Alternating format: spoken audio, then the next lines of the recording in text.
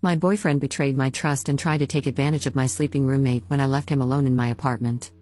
Hey, I am in a rough place, and I am really shaken by everything that has happened. There's a lot, so please bear with me. I, 21F, am a junior at a mid-sized college.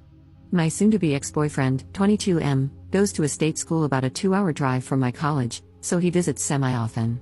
We met through mutual friends and have been dating for around 2 years now. He was my best friend, and I loved our dynamic more than anything. I live with 3 other people, my best friend Lee and 2 girls who were placed in our apartment by university housing. The other girls are Emily and Michelle, 20F, who are best friends. As the year went on, all 4 of us got closer, and we've come to consider each other friends. This weekend, Emily and Lee went home, so it was just Michelle and me in the apartment. My boyfriend came over Friday after class, and we spent the rest of the day together. We went to my sorority's social event but left early since my boyfriend was a little tired. Michelle is in the army and is super fit and beautiful. She has a ton of tattoos and is overall a badass girl. Occasionally, she's hung out with me and my boyfriend in the living room. I've seen him look her up and down a few times but just thought it was a normal guy thing and brushed it off. Michelle went to bed early because she had to wake up early for drill on Saturday. My boyfriend and I went to bed after getting home when I got a text from one of the younger sisters in the sorority saying there was an emergency at her place and I needed to come over immediately. I asked my boyfriend if he wanted to come help, and he said no and that he'd stay back. I told him I might be a while, and he insisted on staying. I just chalked it up to him being tired. I ended up walking over to the girls' dorm to find one of them unresponsive from all the drinking at the social event. Her roommate was trying to make her vomit by shoving a finger down her throat. We called an RA, resident advisor for dorms, who said she would handle the situation. The RA drove my sister to an urgent care, and I said I would meet her there after grabbing a coat and my car keys.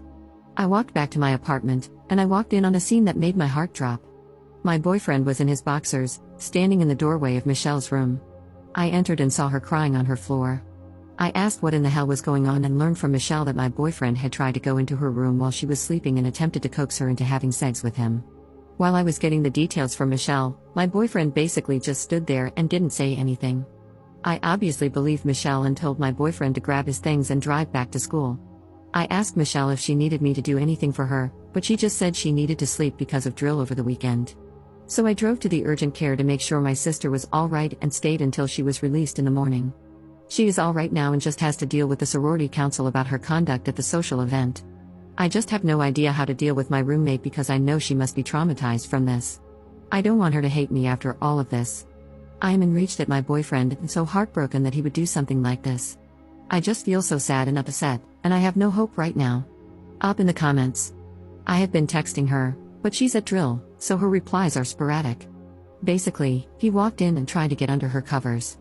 She woke up and freaked out, and he was saying stuff about how he found her attractive and would love just one night with her. She started crying because she was so surprised and taken aback, I think. Update 3 days later. Michelle did not come home Sunday night and stayed at a friend's place through Monday. She skipped classes for a mental health day, partly because she needed sleep after a long and tedious drill. When she got back to the apartment, she already had a game plan in place after talking to an NCO at her unit. We talked and cried for a few hours, and most of the time, we just sat there in silence, finally feeling the weight of the situation.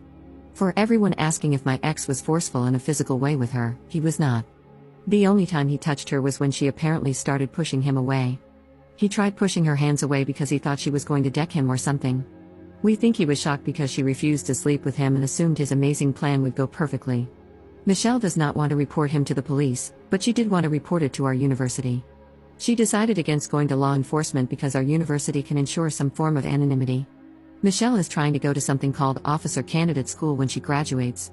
Therefore, she did not want to deal with any sort of backlash that could hurt her chances of being selected.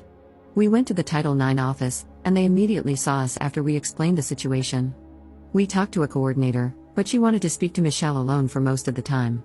After the meeting, we were assured that my ex would be banned from campus. The coordinator also said she would reach out to his school to make sure he faces some sort of consequence. According to her, if his school takes this seriously, he could be kicked out of his engineering fraternity and suspended for a semester.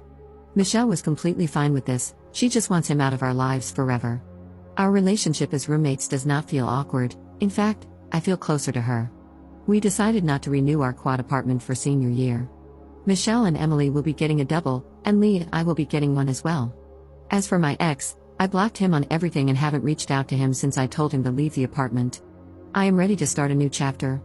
However, as a last-ditch effort to see him burn, I messaged his parents on Facebook and explained what he did and why I would not be attending Thanksgiving at their house. They have seen the message, but they did not reply. Again, thanks for all the help and love, Reddit.